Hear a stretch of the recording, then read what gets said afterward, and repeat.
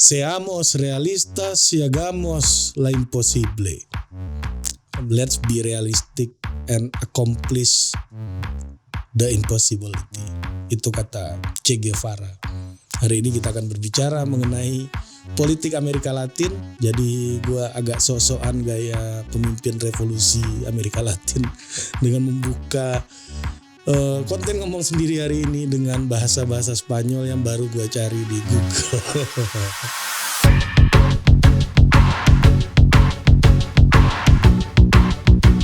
Oke, baru-baru aja ini baru menang untuk pertama kalinya seorang presiden terpilih dari Kolombia yang merupakan seorang politisi dari partai sayap kiri. Dan untuk pertama kalinya juga di Kolombia mereka memiliki seorang wakil presiden ya yang merupakan dari kelompok etnis kulit hitam ya yang merupakan Afro-Kolombian gitu. Nah, ini merupakan sejarah baru dari Kolombia yang mana Kolombia merupakan sebuah negara di Amerika Latin yang memiliki kedekatan emosional yang sangat kuat dibanding negara-negara lainnya dengan Amerika Serikat. Oke, kalau kita bicara negara Amerika Latin, ini merupakan kawasan yang sangat unik gitu dengan ketimpangan ekstrim, terus posisinya dekat atau bersebelahan dengan negara superpower yaitu Amerika Serikat, yang mana di dalam doktrin politik luar negeri Amerika Serikat, ya Amerika Latin itu dianggap sebagai backyard atau halaman belakangnya mereka gitu, dari Meksiko sampai Kolombia sampai Brazil dan berbagai macam negara Amerika Latin yang ada di situ menganggap Amerika sebagai bagian dari imperialismenya. Nah, ini sudah mulai terjadi dari awalnya, yaitu mulai dari doktrin Monroe, di mana Presiden Monroe di Amerika Serikat waktu itu ingin menjadikan Amerika sebagai negara yang mengurusi dirinya sendiri dan juga halaman belakangnya. Jadi tidak banyak keterlibatan Amerika di dalam politik luar negeri dan Amerika menjadi negara yang terisolir waktu itu. Nah, kemudian memasuki eranya Theodore Roosevelt gitu memberlakukan big stick policy, di mana kebijakan ini membuat negara Amerika Latin sebagai negara yang tunduk kepada Amerika Serikat dengan berbagai macam metode ketergantungan ekonomi dan juga ancaman-ancaman militer gitu. Nah, salah satu negara yang sangat terdampak itu yaitu Kolombia, di mana Kolombia ini merupakan negara yang memiliki ikatan emosional yang paling dekat dengan Amerika Serikat dibandingkan dengan negara-negara lainnya yang ada di Amerika Latin. Nah, salah satu negara yang terdampak dengan aktivitas politik internasional Amerika Serikat ini adalah Kolombia, yang mana waktu itu Kolombia ini memiliki wilayah yang namanya Panama, yang Amerika ingin bangun kanal-kanal di daerah Panama tersebut. Sehingga Kolombia diminta untuk melepas kemerdekaan Panama, ya, karena Amerika ingin bangun kanal-kanal tadi dengan bayaran sebesar 25 juta US dollar dari Amerika Serikat kepada Kolombia. Nah, kemudian hubungan tersebut didokumentasikan di dalam perjanjian Thomson-Urusia. Dan ini sangat terkenal sekali dibicarakan, dan inilah yang menjadi bentuk aliansi awal dari Amerika Serikat dan Kolombia menjadi tangan-tangannya Amerika di Amerika Latin gitu. Nah, ini juga kemudian hubungan mereka itu semakin erat ya, menjadikan Kolombia sebagai bagian dari bayang-bayang imperialisme Amerika Serikat di daerah Amerika Latin dengan bergabungnya Kolombia ke dalam Alliance for Progress, yang di mana itu merupakan sebuah program finansial atau bantuan untuk negara-negara yang underdeveloped countries gitu, yang diinisiasi oleh Presiden John F. Kennedy ketika menjabat sebagai Presiden Amerika Serikat. Nah, di Amerika Latin karena ketimpangan begitu ekstrim gitu yang membuat negara-negara di Amerika Latin itu banyak muncul gerakan-gerakan yang memiliki ideologi yang ekstrim gitu. Nah, terutama karena ada ketimpangan yang menjadi problem, yaitu ketimpangan yang ekstrim tadi. Makanya gerakan-gerakan kiri begitu banyak diminati oleh berbagai macam aktivis di Amerika Latin seperti yang banyak kita kenal hari ini. Nah, di Kolombia gerakan-gerakan sayap kiri ini itu tidak pernah mendapatkan kemenangan di dalam pemilu.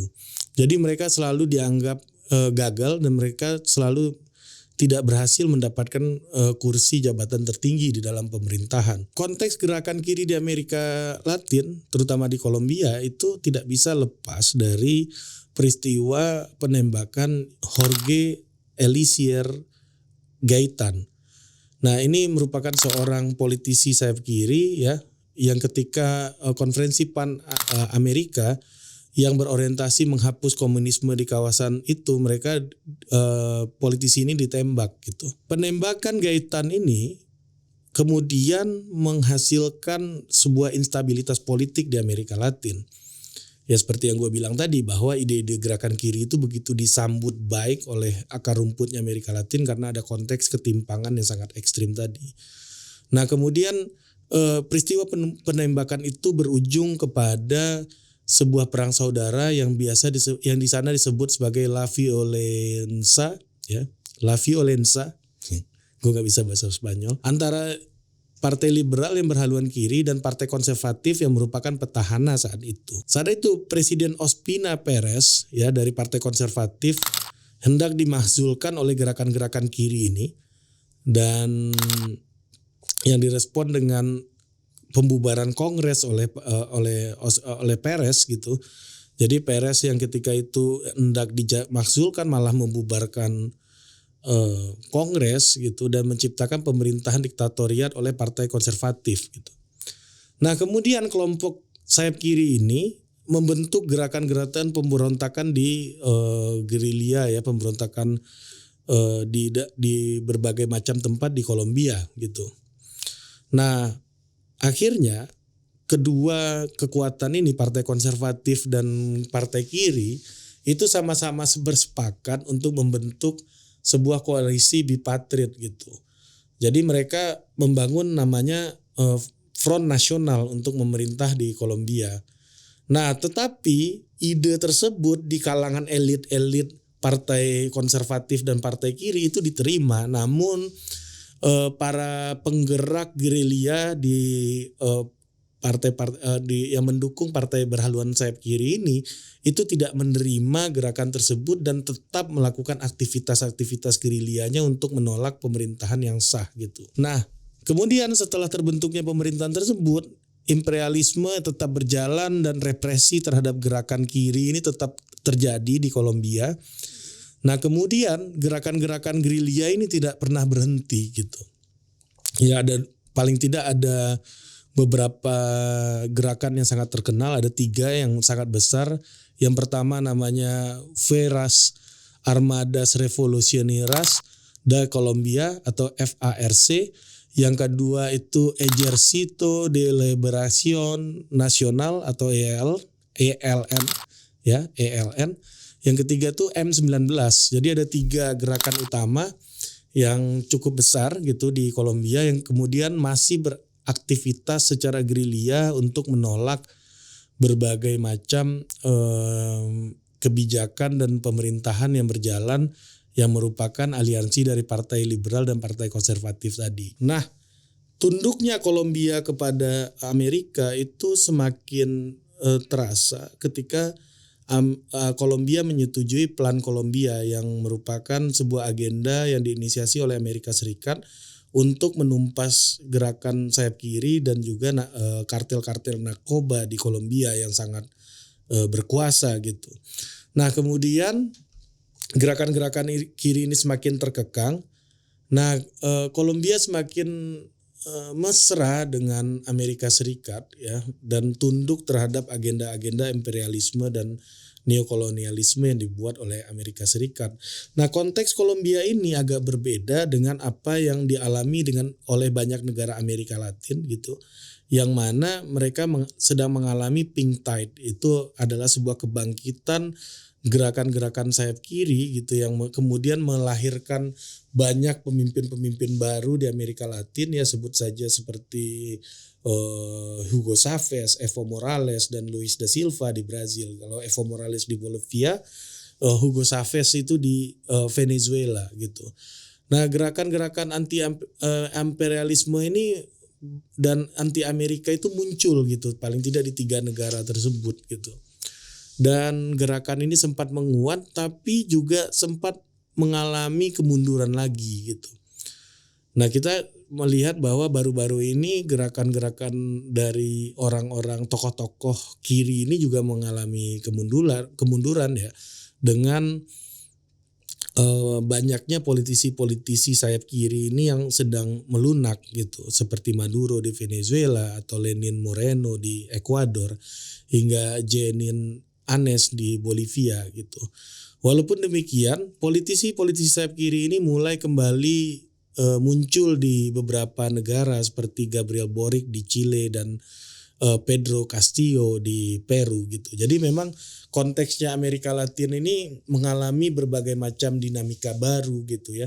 Yang tadinya sempat gerakan kiri itu sempat naik, tapi ketika era baru Maduro dan Lenin Moreno tadi sempat mengalami penurunan lagi.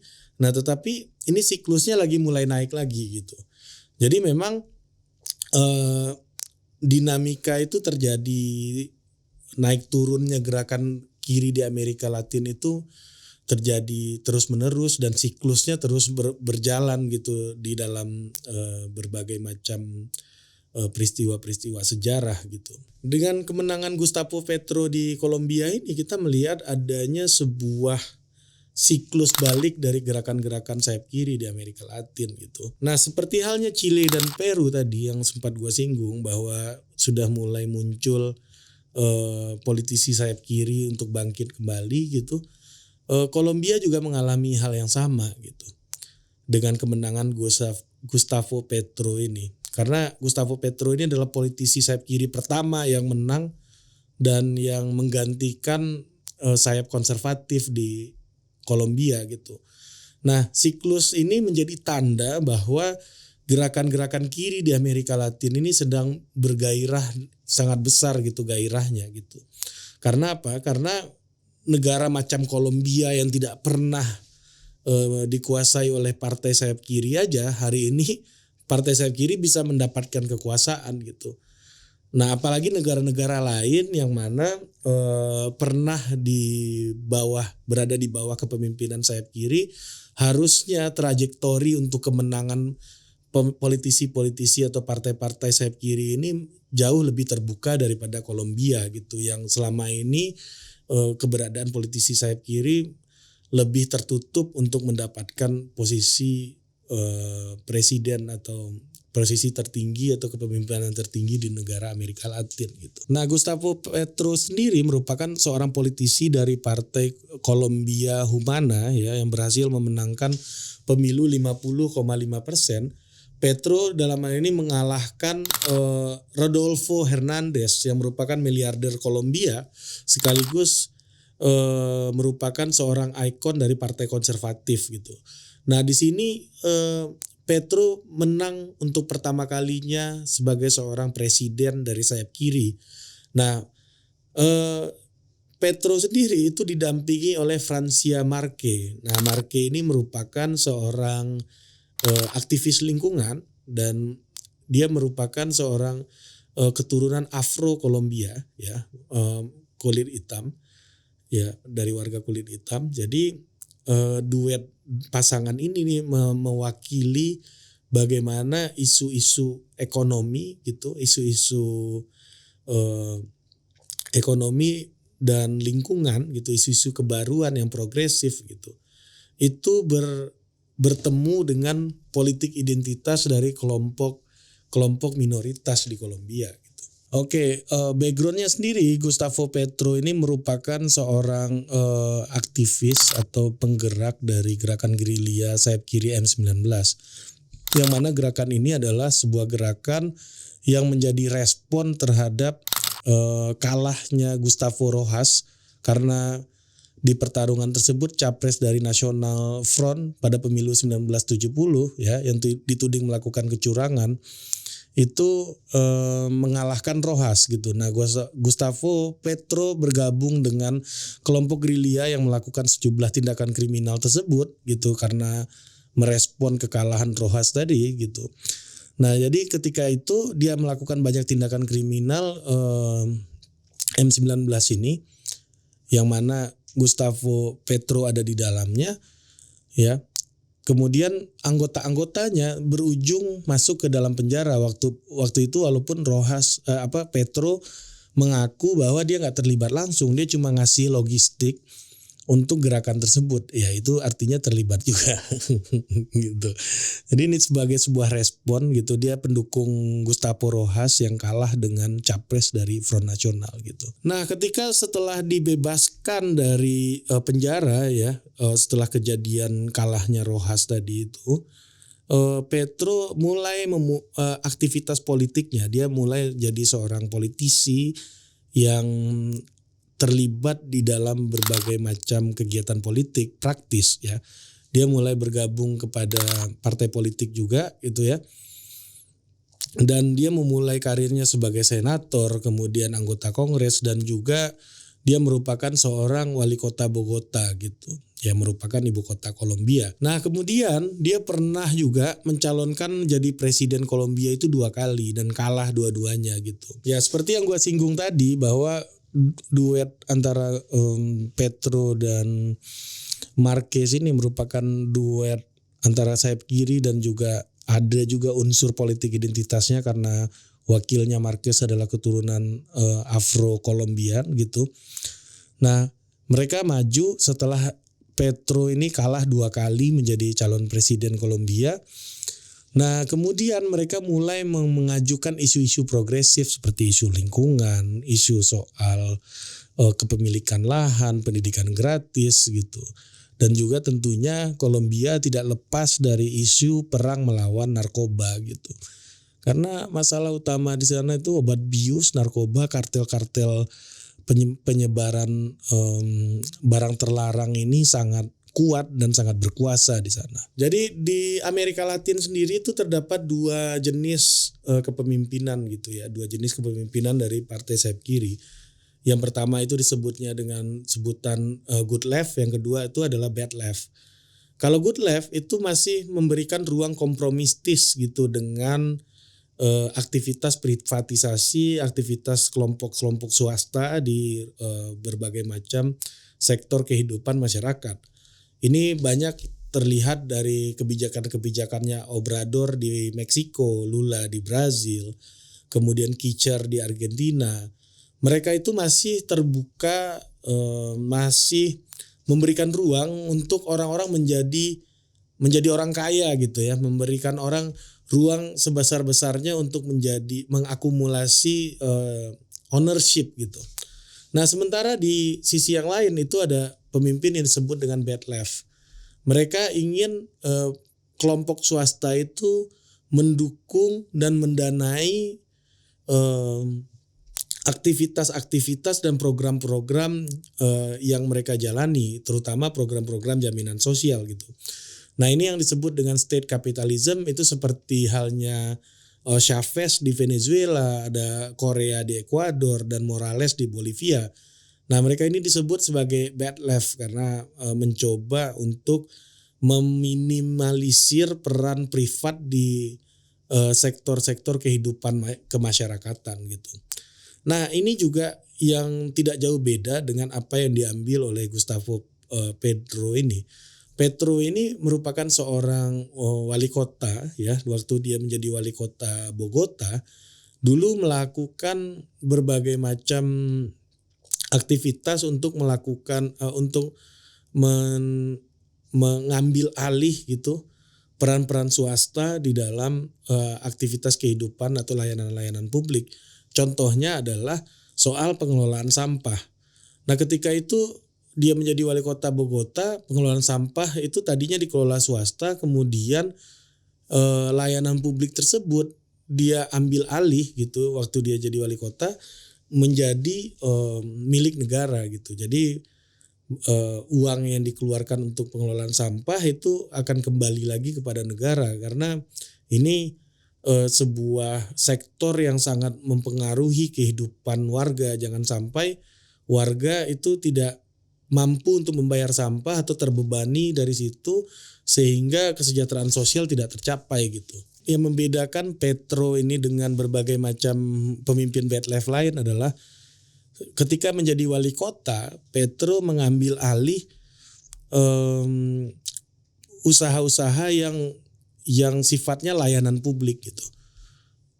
Yaitu pengelolaan sampah di kota Bogota itu yang tadinya itu swasta itu diambil alih, karena kalau pengelolaan sampah ini bermasalah itu pasti akan berpengaruh terhadap berbagai macam kehidupan masyarakat di kota Bogota gitu. Nah ini yang agak berbeda dengan Morales dan juga Hugo Chavez gitu, yang sangat bergantung kepada sumber daya alam, yang sangat bergantung kepada komoditas-komoditas dan harga-harga komoditas di pasar internasional yang itu dimanfaatkan untuk mendanai pembangunannya gitu. Sementara Petro dan Marquez ini memiliki pandangan bahwa isu-isu progresif gitu itu dapat memberikan manfaat kepada masyarakat ya, yang mana kebijakan-kebijakan yang akan mereka ambil itu lebih banyak mempertimbangkan aspek lingkungannya, aspek ekonomi hijau gitu, ketimbang mengambil alih sumber daya alam untuk mempertahankan kekuasaannya, dan kemudian itu keuntungan dari sumber daya alam tersebut didistribusikan kepada masyarakat. Jadi mungkin akan ada dua pendekatan walaupun sama-sama bad life, tapi mereka memiliki dua pendekatan yang berbeda gitu. Nah yang menarik dari Petro dan Marquez ini adalah mereka mencoba untuk mengkombinasikan antara isu-isu kiri, isu-isu progresif dengan politik identitas. Karena memang Marquez itu merupakan seorang perwakilan dari kelompok minoritas kulit hitam di Kolombia dan juga merupakan aktivis lingkungan gitu. Jadi memang dua orang ini akan memberikan warna tersendiri dalam politik Amerika Latin, dan tentunya mereka akan memberikan inspirasi bagi banyak negara lainnya yang memiliki kekuatan-kekuatan dan tokoh-tokoh sayap kiri lainnya gitu. Jadi kalau Kolombia aja bisa, kenapa negara yang sudah punya trajektori nggak bisa? Jadi pesan utamanya dari kemenangan Gustavo Petro itu gua rasa adalah hal tersebut. Jadi dia tidak akan seperti mungkin Arab Spring gitu ya, yang menginspirasi perubahan rezim otoritarian di semenanjung Arab gitu. Dan mungkin juga akan banyak muncul gerakan-gerakan kiri lainnya di belahan dunia lainnya ya, yang terinspirasi dari apa yang terjadi di Kolombia ini. Mungkin itu aja konten ngomong sendiri hari ini. Sampai jumpa lagi di Talk Politik.